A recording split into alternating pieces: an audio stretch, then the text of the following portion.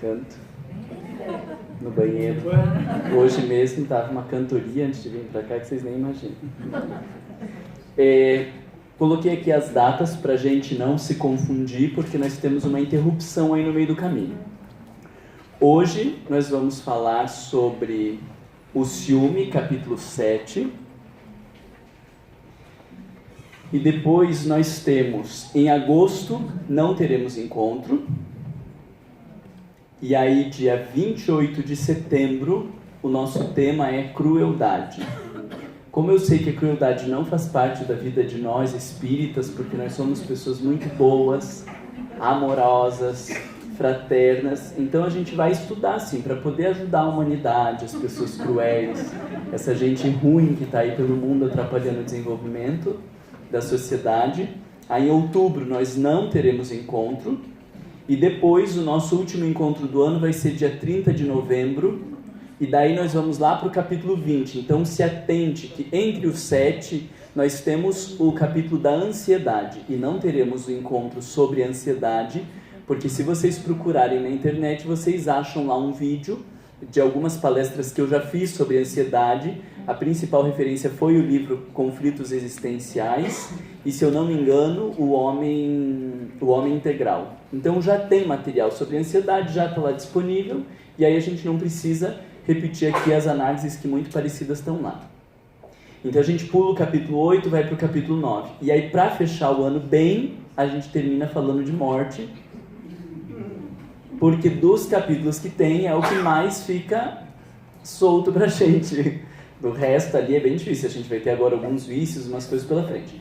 E aí a proposta é no ano que vem, se a gente conseguir se organizar aqui com o capa, da gente continuar daí com os outros capítulos para fechar o livro, porque é um livro muito denso e aí a gente vai acabar fazendo um livro em 2 anos, tá? Então se organizem aí. Hoje o nosso tema é o ciúme, e eu queria dizer para vocês que eu achei bem pesado esse tema também. Inicialmente eu tinha achado que não, e depois fui lendo. A análise que Joana de Ângeles traz do sujeito ciumento é um olhar bastante profundo, denso, e aí eu disse nesse sentido pesado. Então, pesado para quem se vê como ciumento, mas também pesado para quem convive com pessoas ciumentas. Porque na medida em que a gente convive com pessoas ciumentas e tem uma compreensão dessa, a nossa capacidade de amor, de tolerância, de respeito e de verdade, de auxílio ao próximo é colocada em xeque, né? Porque quando você compreende tudo isso, e aí fazer do ciúme uma guerra, ou fazer das ações de ciúme um mar de conflitos, então revela que nós temos ali 2 problemas, né? O ciumento com todas as suas questões, e aquele que vive o objeto do ciúme do outro e que não tem a menor noção de como lidar com os conflitos alheios. E acho que isso também me tocou, porque eu convivi muitos anos com uma pessoa muito ciumenta e já tinha conhecimento de tudo isso, já tinha lido esses capítulos, mas depois, lendo, estudando para preparar o nosso material, falei, meu Deus do céu, né? E eu achava que eu era o saudável da relação, né? Mas olhando por esse ângulo, acho que não era o saudável, acho que eu era o mais problemático da relação. E acho que isso também, agora pensando bem, acho que é o que mais pesou em tantos capítulos. A definição de ciúme é um estado emocional complexo. Olha que interessante, então a gente está falando de uma coisa simples, nós estamos falando de um estado emocional complexo que envolve um sentimento penoso, então há sofrimento para o próprio sujeito, um sentimento penoso provocado em relação a uma pessoa de que se pretende o amor exclusivo. Receio de que o ente amado dedique seu afeto a outrem. Medo de perder alguma coisa. E aí fiz questão de trazer o alguma coisa, e já essa frase ali do ser consciente no final, para que a gente possa refletir, porque ela diz, desviando-se das pessoas e ampliando o círculo de prevalência, o ciúme envolve objetos e posições, posses e valores que assumem importância alucinada. Então, quando nós falamos do ciúme, nós não estamos nos referindo necessariamente ao ciúme da relação conjugal. Nós precisamos também pensar o ciúme em relação aos filhos, dos filhos em relação aos pais, dos amigos, dos objetos, dos lugares, das instituições. e um monte de outras coisas que fazem parte da nossa vida, porque ciúme, ele está dizendo da forma como eu me relaciono com estes objetos. E quando eu falo objeto, a gente traz esse conceito da psicanálise, de que o outro não necessariamente é pequeno. Quando falo objeto, é para onde é voltada a minha atenção ou o meu desejo. Então, esse objeto pode ser uma pessoa, pode ser uma instituição, pode ser uma coisa, e aí a gente talvez descubra que a gente tem muito mais conflitos na área dos ciúmes do que a gente imagina. E outra coisa que eu gosto de pensar, embora a gente vai ver que existe uma questão bem profunda ali do ciúme, mas eu acredito que essa manifestação do ciúme, ela está muito relacionada ao contexto no qual nós estamos inseridos. Então, em determinada relação, eu posso não ser uma pessoa ciumenta, mas porque eu acredito, é óbvio que é fantasia, mas eu acredito que eu ocupo um lugar privilegiado nessa relação. Então sempre há algumas disparidades, há aquele que ganha mais, ou aquele que se acha mais bonito, aquele que tem um corpo mais bem delineado, aquele que ocupa uma posição de poder. Então, quanto mais dessas coisas valorizadas socialmente nós temos, e quanto maior for o desencontro entre estas coisas numa relação, maior é a chance desse outro ter uma conduta de ciúmes. Então é muito fácil a gente não ter um comportamento ciumento quando a gente se coloca, vamos colocar aqui entre aspas, quando a gente se coloca num lugar acima na relação. Mas será que se nós estivermos no outro lugar, daquele então que se sente menos ou que se sente inferior, que não tem esse destaque, e o outro tenha mais destaque, o outro seja melhor visto, o outro seja mais, sei lá quantas coisas que pode ter nesse sentido de melhor ou pior, será que a gente conseguiria manter a mesma linha do não ter ciúmes?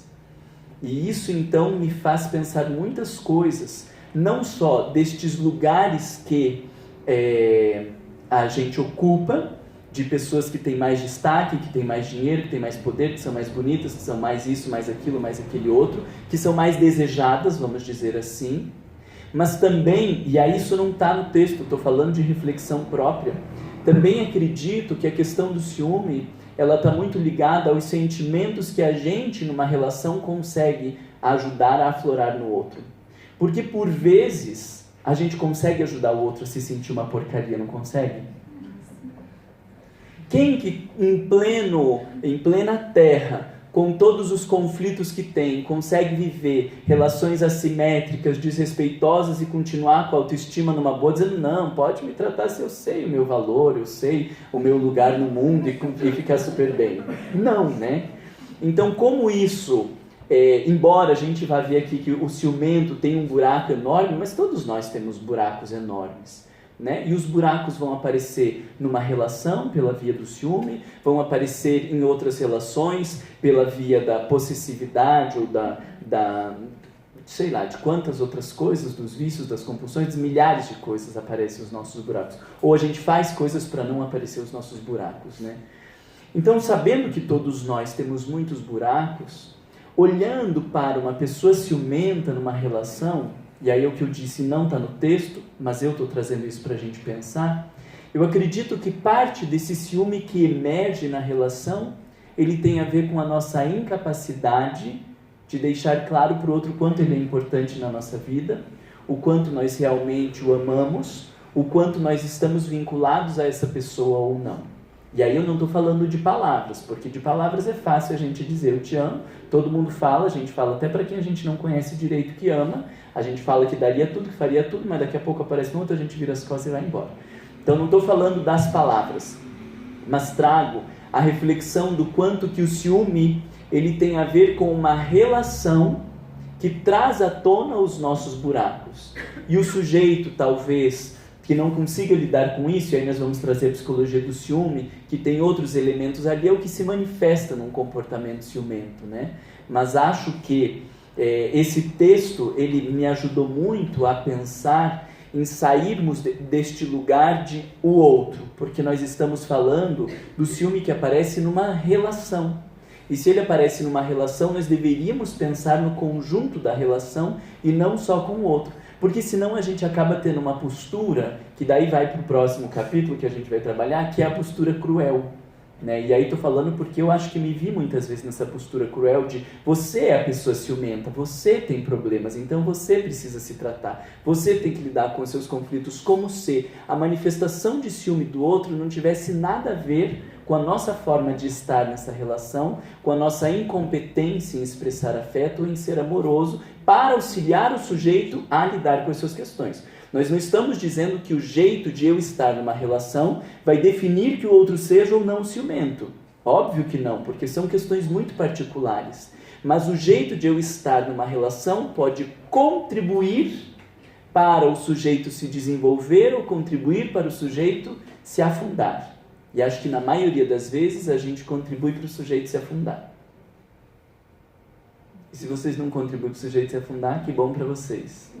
Mas quem contribui, vem mais para frente aqui para a gente fazer um grupinho aqui mais próximo, um compartilhamento.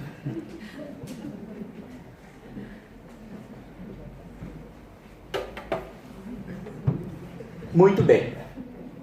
Eu quis trazer aqui, então, primeiro duas frases que estão lá no último item, quando Joana vai falar do tratamento, ela faz uma introdução para entender causas. E eu achei que aquelas frases ali de causas, elas nos trazem uma reflexão muito oportuna para todos nós que somos espíritas e nos atrapalhamos no meio do caminho quando a gente vai falar de hereditariedade, quando a gente vai falar de genética, quando a gente vai falar de educação de filhos, e a gente fala de causas, a gente se atrapalha um pouco em alguns conceitos. E aí quando ela traz essa questão, me abriu e achei que seria um momento oportuno da gente trazer para pensarmos em causas atuais e causas mais profundas, ou naqueles disparadores, naquilo que desperta e naquilo que é a problemática de base. Acho que vale a pena a gente pensar. E depois nós vamos entrar então no entendimento, ou que poderíamos chamar da psicologia do sujeito ciumento, para compreender essa psique, para compreender como isso funciona, e o quanto que há de inconsciência nessa questão do ciúme, para daí depois a gente ir para o finalzinho que é o tratamento, tá? Então olha lá, tá no 7.3, capítulo 7, o terceiro item. Vocês não estão vendo a imagem, né? Que pena. Deixa eu apagar aqui para ver se dá para ver. Dá para ver que é um menininho com uma raiz? Tá. É porque a gente procura tanta imagem, daí chega aqui e não aparece, e esse menininho me deu tanto trabalho para configurar ele, que daí agora quando não apareceu... É natural, portanto, que naquilo que diz respeito ao comportamento emocional, seja levado em conta terapêutica especializada. Ela está falando que todo mundo precisa dos especializados, e quando a gente está falando de questões emocionais, o sujeito precisa de terapêutica especializada. Quem é o terapeuta especializado nas questões emocionais? O psicólogo, né? Então, quando você tem um problema no joelho, você procura quem? Você procura o ortopedista. Quando você tem um problema de pele, você procura o quê? Procura o dermatologista. E quem que é o profissional que trabalha com a alma? É o psicólogo. Eu não estou fazendo aqui apologia ao meu trabalho, porque nós já fizemos um combinado que eu não atendo ninguém que estiver nesse curso. Então eu não estou fazendo propaganda. Mas é só para que a gente entenda que quando nós estamos falando da alma, quando nós estamos falando da psique, nós estamos falando de algo que nos compõe e existe um profissional que é especialista nisso, e que é o psicólogo. E da mesma maneira como a gente procura cada um dentro da sua especialidade, o psicólogo é a especialidade da alma ou da psique. E aí ela está falando disso. Vocês vão ver que em muitos capítulos nesse livro ela fala da necessidade de procurar os profissionais especializados. Isso é bem interessante, porque a gente tem um discurso no espiritismo de querer dar conta pela via do espiritismo por tudo, e a doutrina espírita traz alguns elementos, mas existem outros elementos. Adianta você ter um problema de coluna e dizer, mas eu vou me curar lá no passe? Não, você tem que procurar um fisioterapeuta, um ortopedista, você tem que fazer um acompanhamento e ver o que está acontecendo. Da mesma maneira, quando nós estamos falando da nossa alma, existe um profissional para trabalhar com isso. Seja levado em conta, então, a terapêutica especializada, de modo a encontrar, e aí é que vem a reflexão, de modo a encontrar a raiz atual do problema. Essa expressão me chamou a atenção. Quando ela diz que nós vamos fazer, então, uma psicoterapia e nós vamos encontrar a raiz atual do problema. Nunca sendo olvidado, nunca esquecendo que o espírito em si mesmo é o grande enfermo. Então disso nós conseguimos pensar que o pressuposto da doutrina espírita é de que tudo começa aonde? No espírito. Tudo começa no espírito. Inclusive as nossas doenças físicas, nós sabemos que elas têm nascente no espírito adoecido, no espírito que plasma essas questões, seja no planejamento reencarnatório, organizando tudo isso no perispírito, e aí temos descrição de André Luiz, livro de Memórias do Suicida de Ivone Pereira também faz descrições super detalhadas de planejamento reencarnatório, e nós sabemos que tudo começa nas necessidades do espírito. Tudo. Então, em última instância, quando nós estamos falando da saúde, quando nós estamos falando do nosso tratamento, ele tem que focar o quê? O espírito. Florais ajuda, homeopatia ajuda, acupuntura ajuda, remédio psicotrópico ajuda. Ajuda ou não ajuda? Faça assim com a cabeça. Ajuda se for bem prescrito, né? Às vezes atrapalha. Ajuda. Mas eu preciso entender que todas essas coisas são recursos para diminuir os efeitos deste mal, enquanto eu estou lidando com questões que são muito mais profundas. Eu não posso entender a homeopatia, o remédio psiquiátrico, a fisioterapia, todas essas questões físicas ou materiais como a meta final. Eles estão nos auxiliando a lidar com os estragos já causados pela psique doente, pelo espírito doente. E quando as coisas se materializam no corpo, nós precisamos de recursos que auxiliem esse corpo no seu processo de reabilitação. Mas eu preciso entender que a mudança é muito mais profunda do que estes tratamentos materiais ou a simples adaptação ao contexto que eu me encontro. Isso faz sentido para vocês?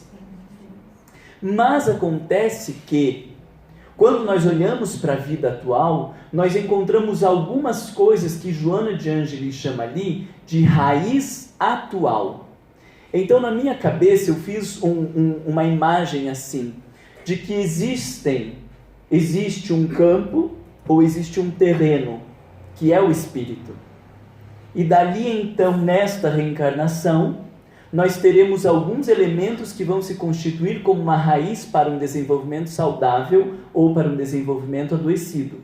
Mas independente da característica desta raiz, se não tiver um solo adequado, se esse solo não proporcionar os nutrientes, não proporcionar a água, se não proporcionar aquilo que essa planta necessita, o desenvolvimento dessa planta fica comprometido, embora tenha raízes profundas e poderia ter um potencial de grande desenvolvimento, porque o solo está comprometido.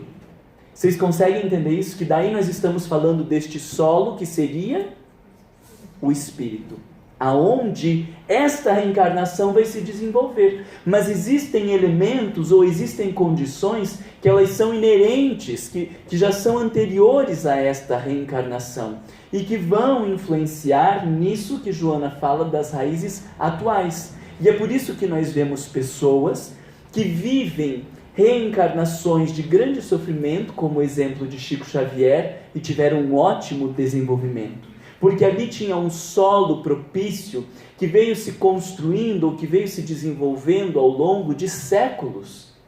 E que hoje, mesmo esta raiz estando um pouco mais comprometida, não compromete o resultado final da obra. Mas mesmo, e podemos pensar o outro exemplo, às vezes de nossos filhos ou de nós mesmos, e que os nossos pais ofereceram muito para o nosso desenvolvimento, mas a gente vira meio delinquente. Não por inteiro assim, né? Porque se fosse delinquente inteiro, não ia estar sexta-feira no Capa dos Pobres estudando sobre ciúme, né? Um pouco delinquente, né? Um delinquente contido, um delinquente espírita, vamos dizer assim. Um delinquente espírita. A gente não taca pedra, a gente só faz comentários evangélicos a respeito dos nossos irmãos, né? Se fosse na rua, a gente tacava pedra, mas aqui a gente não taca, a gente fala, puxa vida, fraquinha a palestra hoje, né?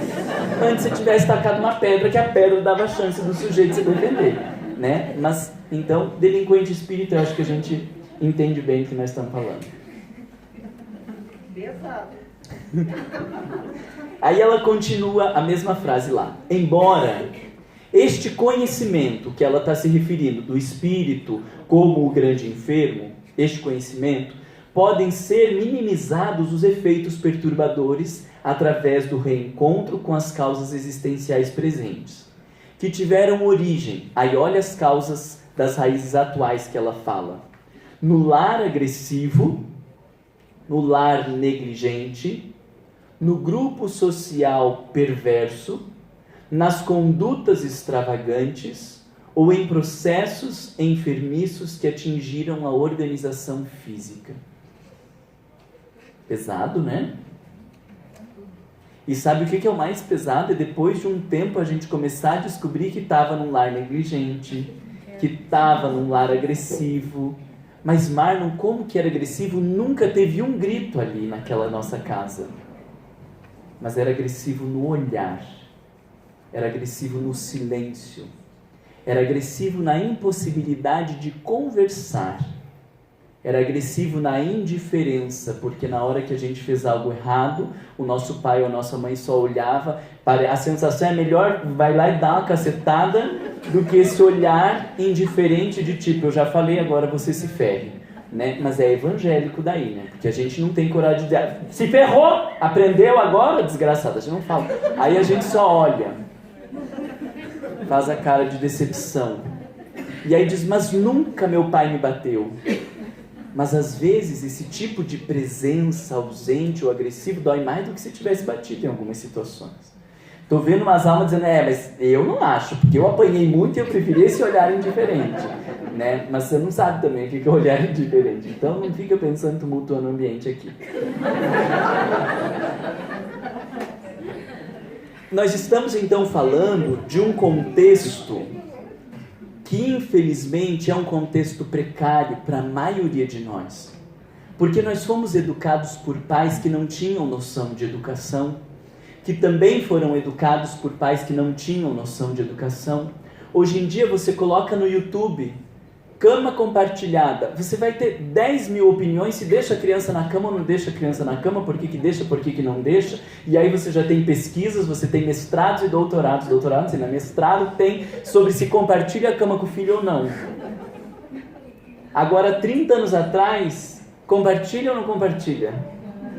Dá chupeta ou não dá chupeta? Deixa no berço ou não deixa no berço? Meu Deus do céu, se chora, o que a gente faz? A gente não tinha informação. Hoje em dia a criança está chorando e a mãe já está lá. Criança chorando depois de mamar. Já põe lá no Google e enquanto ela está indo até o quarto, o Google já diz, para a criança chorando, leia tal.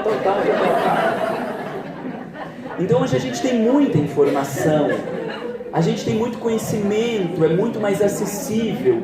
E com isso, obviamente, a gente tem muito mais responsabilidade em relação à educação dos nossos filhos. Mas veja que para mim faz muito sentido, porque na hora que começa a surgir esses espíritos que são muito mais difíceis de educar, que não se submetem às nossas imposições, uns que parecem que são muito mais elétricos, muito mais inteligentes, nós estamos num momento onde tem muito mais conhecimento, né? Então parece interessante isso, né? A gente que era mais pamonha assim, né? Ficava enroladinho no charutinho, um mês enroladinho no charutinho. Hoje em dia você enrola uma criança no charutinho, ela já se desenrola e já vai empurrando, já vai se soltando, né? Então hoje nós temos crianças muito diferentes e ao mesmo tempo temos muito mais conhecimento, o que gera muito mais responsabilidade, que a gente tem hoje um acesso a muito mais informação. Mas a maioria de nós vivemos alguns aspectos de negligência, porque os nossos pais achavam que o melhor era fazer isso, deixar se desenvolver, que assim era bom, porque é assim que acontecia, ou estes aspectos agressivos, estas condutas perversas em relação aos irmãos, e aí não sabia como. Não, vai todo mundo para o castigo. Meu Deus do céu, mas aquela pessoa tinha se esforçado tanto para fazer do jeito certinho, e aí vai todo mundo para o castigo, até que chega um dia que ela diz, vai todo mundo para o castigo, pois agora eu vou botar o terror também. E aí ela aprende a colocar o terror, porque sempre ela vai pagar e vai para o castigo, então agora ela bota o terror também, né? E aí nós temos um monte de atrapalhos na nossa educação. É muito triste quando a gente começa a revirar a educação, porque a gente vai ver um monte de atrapalhos de pais que não foram educados, com estas bases da psicologia, da filosofia, de tudo que a gente tem hoje, porque também são produtos de outros pais, e aí está nisso, né? Então é natural que tudo isso aconteça. Não, eu digo porque assim, você lê esse livro Conflitos Existenciais, quais que você se salva, assim, bem certinho, né? Tem uns ali assim, mais declarados, drogadição, esse aí eu não gostei, né? Mas também não sabemos, né? Porque Coca-Cola hoje em dia pode entrar na drogadição, a gente faz crise de abstinência. Então você lê aqueles capítulos todos e fala, meu Deus do céu, qual que a gente se salva? E vocês vão perceber na maioria dos capítulos, Joana fazendo referência à educação. Na grande maioria dos capítulos, ela faz referência à educação. E veja também já do que viemos do ano passado, porque no livro Amor, Imbatível Amor também, nós fizemos um item específico só para falar de feridas e cicatrizes na infância, porque muito das nossas questões afetivas, elas perpassam as questões da infância, né? Então, é uma tristeza isso. Mas nós estamos olhando para isso, veja lá no slide, como raiz atual. Isso não é a causa principal, porque a causa principal está no espírito. Não dá para dizer porque meus pais me educaram assim, eu sou desse jeito.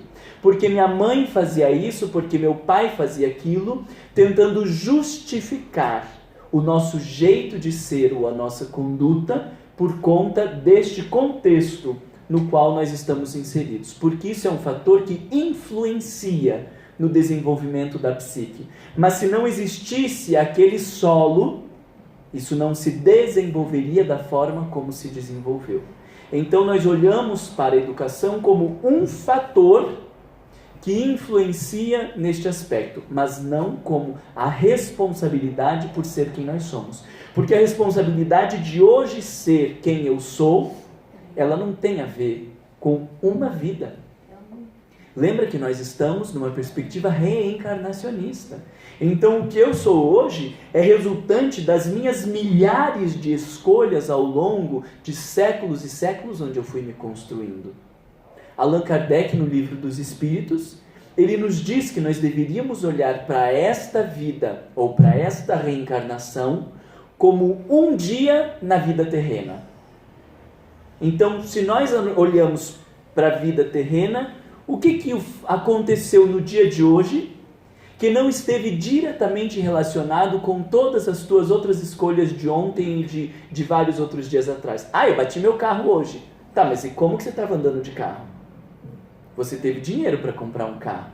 E para você poder comprar esse carro, você trabalhou, você comprou. Então, mesmo que seja um grande evento hoje, bateu o carro, ele está diretamente relacionado a todas as escolhas que você fez. A sua postura autoritária, ou a sua postura impaciente, ao jeito de você se colocar no trânsito, que não foi definido pelo dia de hoje. Hoje eu tive uma briga horrorosa com o meu chefe, tá? Mas esse trabalho e esta postura, ela veio se construindo ao longo de muitos e muitos outros dias.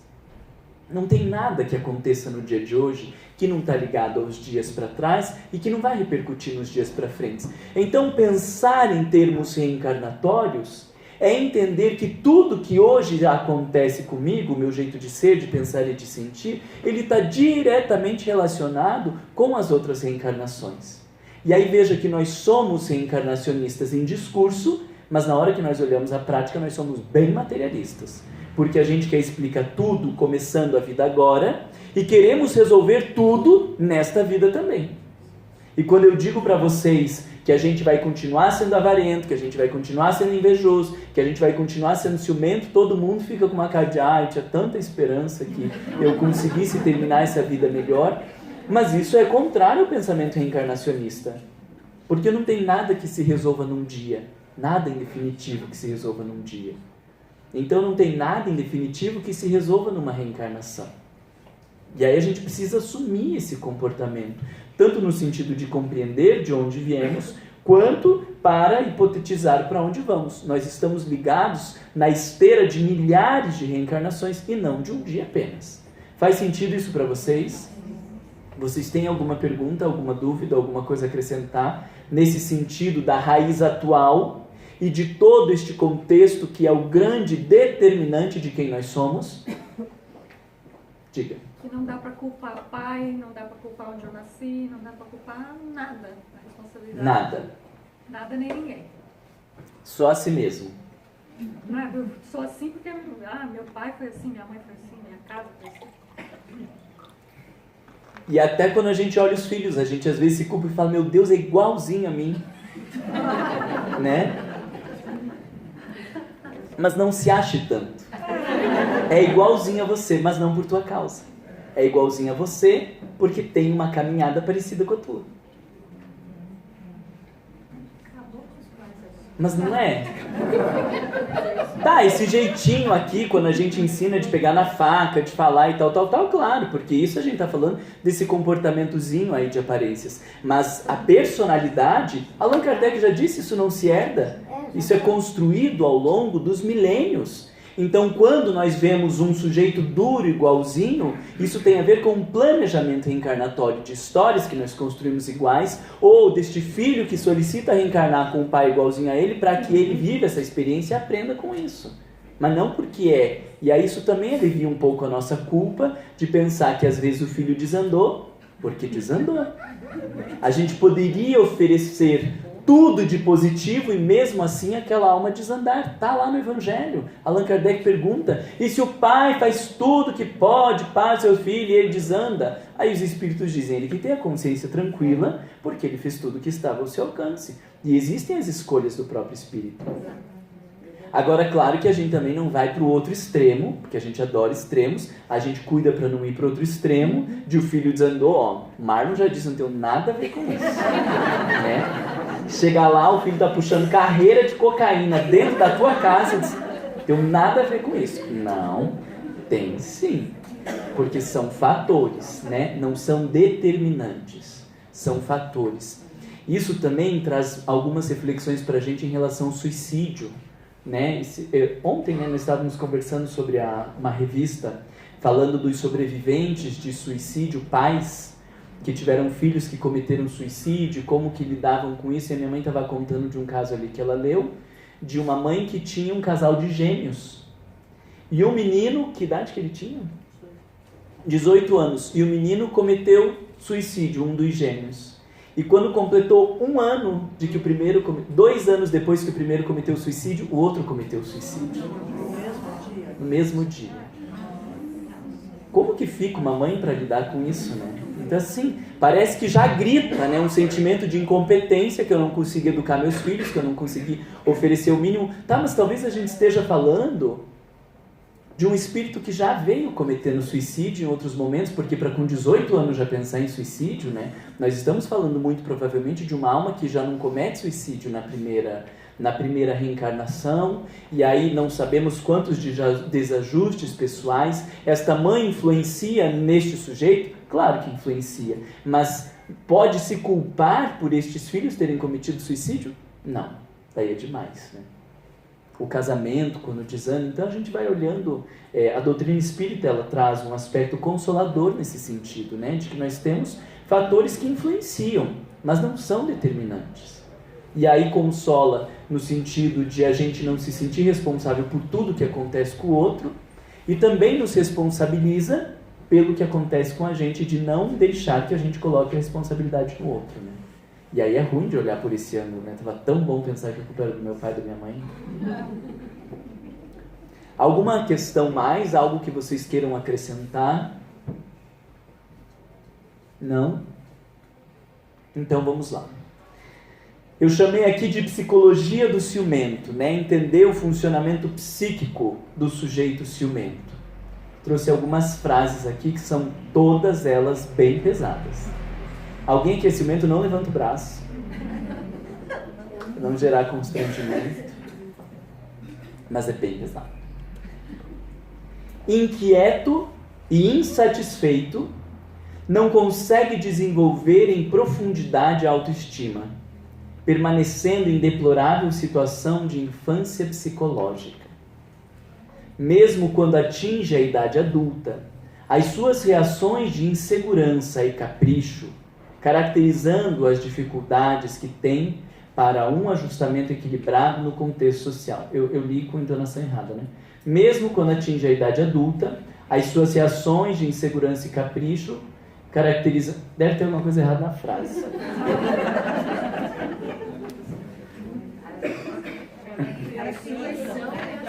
Vocês acharam aí o que está de errado? As suas são reações de insegurança e capricho, caracterizando as dificuldades que tem para um ajustamento equilibrado no contexto social. Você, sendo ciumento, deve ter ficado super feliz de ler isso, né? Inquieto, insatisfeito, não desenvolve autoestima, se mantém na infância psicológica, inseguro e caprichoso. Abre a janela que a gente já pula e se mata. Não dá uma coisa ruim, né? Mas daí, veja que volta lá naquilo que eu estava falando. Se você convive, então, com uma pessoa ciumenta, olhe quanta coisa tem para pensar.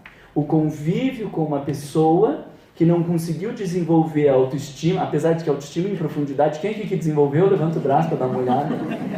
Só o narcisista que acha que desenvolveu autoestima em profundidade, porque daí é narcisista. Nenhum de nós desenvolveu em profundidade a autoestima, né? Mas essas palavras são pesadas, né? Deplorável situação de infância psicológica. Tá, e daí o que a gente faz com uma pessoa em deplorável condição ou situação de infância psicológica? Faz igual o pai fazia, de olhar e dizer, nossa, que desprezível você. Triste, não é? Eu estou pensando nisso porque ou a gente é ou a gente convive com pessoas ciumentas, né? Mais próximas ou mais distantes. E aí eu acho que tem muito para pensar. Pelo menos eu fiquei muito pensativo com isso. E aí trouxe aqui para nós... Então tem todos esses buracos aí. Tá, todo mundo tem. O alcoolista tem, o dependente químico tem, o compulsivo sexual tem, o arrogante tem, o orgulhoso... Todo mundo tem. Mas no ciúme, nós temos uma combinação específica que caracteriza o ciumento. E essa combinação destrutiva, assim chamei, a Joana de Ângeles explicita tanto no ser consciente, SC é de ser consciente, e CE de conflitos existenciais, que é o livro que a gente está estudando. E olha a combinação destrutiva que ela diz. No ser consciente, o sujeito tem uma conduta, uma estrutura de imaturidade, insegurança dos próprios valores e preguiça mental. Interessante, né? Preguiça mental, porque quer que a coisa se resolva sem grandes esforços. Então eu quero que o outro me ame, mas por imposição. Não é você está conversando com aquele cara e aí, por que você está conversando? Por que ele te interessa? Ah, porque ele te ouve, porque ele te dá atenção, porque ele é gentil. Então, vamos fazer agora um movimento de ouvir, de ser gentil, de fazer essas coisas para também conseguir a atenção dessa pessoa. Mas não, a gente não faz. A gente quer que a pessoa volte os olhos para a gente sem que a gente ofereça a beleza que muitas vezes as outras pessoas... Ah, mas você fala com ele todo dia pensando em amizade, fala com ele todo dia comigo. Não, claro, porque aquela pessoa é super agradável, você é chato. Por que vai falar com você todo dia se você é uma pessoa chata? Então aí entra a preguiça. Se fala com o outro todo dia porque é super agradável, então se esforça um pouco para ser uma pessoa agradável, né? Só que ao invés de fazer esse esforço para ser uma pessoa agradável, por conta dessa preguiça eu quero ter os mesmos resultados que os outros têm sem fazer o trabalho que o outro faz. E aí é o que caracteriza a segunda parte do que eu estou chamando de combinação destrutiva. Porque no ciumento, embora tenha lá imaturidade, insegurança, preguiça, tem um desejo de imposição. Nem todo mundo tem desejo de imposição. Então o tímido não se impõe. O tímido vai ter lá a imaturidade, a insegurança dos próprios valores, a preguiça mental, muito provavelmente, não consegue fazer essas construções, mas não tem um desejo de imposição. Ele fica só no tímido. Fica só no inseguro. Mas quando junta estas características com este desejo de imposição, aí nós temos um dano, que é o comportamento ciumento. No livro Conflitos Existenciais, muito parecido, olha o que ela diz. Insegurança emocional, complexo de inferioridade, o sujeito não acredita merecedor de carinho inquieto e insatisfeito. E poderia ser só isso e já estava bom, né? Porque só isso já dá um estrago enorme na nossa vida. E aí vamos encher a cara, vamos pro sexo, vamos buscar poder, vamos se enfiar em algum lugar, porque lidar com complexo de inferioridade, insegurança, não achar merecedor, vai atuar e fazer alguma coisa. Mas quando isso se combina com o egotismo exagerado, nós temos o comportamento ciumento. Vê que interessante? E eu achei um horror essa frase dela, porque ela não diz egotismo.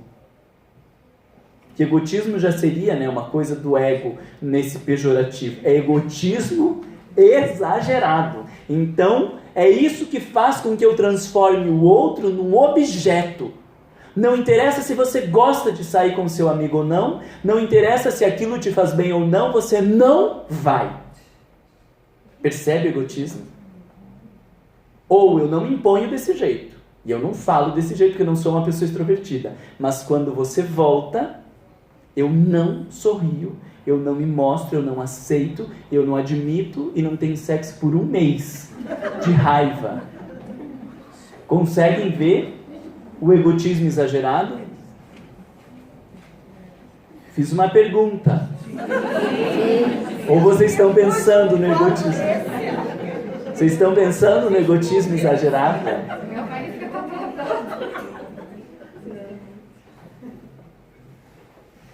Triste, né? Marlon. Você não é ciumento, né? Bastante. Marlon. Esse quadro está mais associado ao tipo psicológico? Não. Não vai invadir tanto os sentimentos... Introvertido, extrovertido, sentimento, pensamento, tudo. O pensamento, sentimento, intuição, sensação vai ser a forma como eu expresso o ciúme. Porque uma pessoa pensamento, ela vai expressar o ciúme com um monte de argumentos, ela vai querer comprovar que aquela pessoa não faz bem, que é um absurdo, porque olha o tempo, porque eu vi que você dedicou 1h30 a mim, como que você ficou 2h30 com o outro, que não sei o que, e vai fazer um inferno de argumentações, porque é uma pessoa de perfil pensamento. Uma pessoa de perfil sentimento não vai fazer essa mesma via de argumentação. Você não me ama, tudo bem, pode ir. Eu sei que eu não sirvo pra nada. É só quando eu não tiver com ninguém pra você se encontrar que daí você vai me procurar, porque o sujeito do perfil sentimento, ele está preso às questões de valoração. Então ele não vai ficar argumentando e discutindo com o outro, mas vai viver o desvalor e querer responsabilizar o outro por viver esse sentimento de porcaria, né? O intuitivo, talvez, agora eu já estou pirando aqui, né? O intuitivo já vai dizer, você está indo lá porque você vai encontrar a pessoa, porque vai fazer isso. Não adianta dizer que não, porque eu sei, porque no outro dia, daí já está lá na frente, usando da intuição para minar as relações, né? Então, cada um vai manifestar o ciúme de um jeito. Mesmo a preguiça mental que como você explicou, não colocaria tanta cognição em conseguir entender, não estaria atrelado mais a um tipo de pensamento, não. Um tipo de sentimento, também não? Não. Preguiça mental... Porque vamos entender aí o desenvolvimento interior, né? Não mental necessariamente no pensar, mas nesse sentido de assim, se eu estou insatisfeito, o que nós vamos fazer? Se eu quero mais atenção, como que eu vou construir isso? Não precisa ser necessariamente pela via da lógica, né? Mas preguiça no sentido de não fazer a busca por aquilo que eu acredito. Se eu quero a companhia do outro, o que eu posso fazer para ter a companhia do outro? Resistente, né? À busca. Exatamente. Nesse movimento aí de quero que as coisas aconteçam, quero que a porta se abra sem bater. Quero que me tragam sem pedir, né? Porque está lá no Evangelho, pedir e obtereis, batei a porta e abrir-se-vos-á. E qual que é o terceiro? Vocês estão fracos de Evangelho. Buscai, achareis, pedi, obtereis, batei, abrir-se-vos-á. Tá. Mais alguma coisa desse quadrinho legal aqui? Vocês gostaram do quadrinho? Me esforcei para trazer o quadrinho. Com essa combinação destrutiva. E o que eu mais gostei foi do título que eu consegui dar para ele. Combinação destrutiva. Legal, né? É por isso que eu não me envolvo com ninguém. Daí vão dizer alguém, né? Porque daí, se não se envolve, não aparece insegurança, não aparece preguiça, não aparece sentimento de inferioridade. Eu tô ótimo sozinho. né? Mas será que eu estou ótimo sozinho ou eu estou sozinho para não aparecer toda essa desgraça? Deus, o livro, quando fala em relacionamento, já me dá um negócio. Por quê? Porque quando nós estamos na relação, aparece o negócio, né? E aí sair das relações ou não buscar relações pode até parecer um comportamento de maturidade. Mas aqui, por esta lógica, o não estar nas relações é bem ali a tal da preguiça, né? Peguei pesado. E no espiritismo tem muita gente solteira, né? Ai, é porque não aparece ninguém. Não sabemos. Não sabemos se não aparece. Não sabemos se você não busca. Não sabemos se você é uma pessoa chata e daí ninguém se interessa. Não sabemos se o teu nível de exigência não é muito alto e daí por isso não aparece ninguém. Não sabemos se você está fugindo de você mesmo, ou não sabemos se a sua aprovação é ficar sozinha mesmo, porque desandou nas encarnações passadas. Agora traz como provação ficar sozinha. Joana fala disso, de muitas pessoas que vivem a solidão nessa encarnação como provação. Porque como que eu vou aprender a valorizar a presença do outro? Ficando sozinho. Infelizmente é assim que as coisas acontecem. A gente valoriza o nosso corpo quando a gente está doente, a gente valoriza o dinheiro quando está. E uma forma de aprender a valorizar as relações, nós que abusamos das relações em encarnações passadas, nós que humilhamos as pessoas, nós que traímos, nós que abandonamos, é de alguma maneira vivermos traições, abandono e solidão, não no sentido de pagar a encarnação passada, porque ninguém vai estar ganhando com isso. Não é pagar a encarnação passada, mas é aprender por esta via, porque a gente só vai conseguir dimensionar o quanto dói abandonar alguém ou o quanto dói a solidão quando nós sentimos isso. Talvez nunca a gente consiga ter dimensão do que é isso sem sentir na própria pele. Então Deus nos coloca nestas situações não para que a gente pague no sentido da expiação da Igreja Católica, mas no sentido de que a gente aprenda.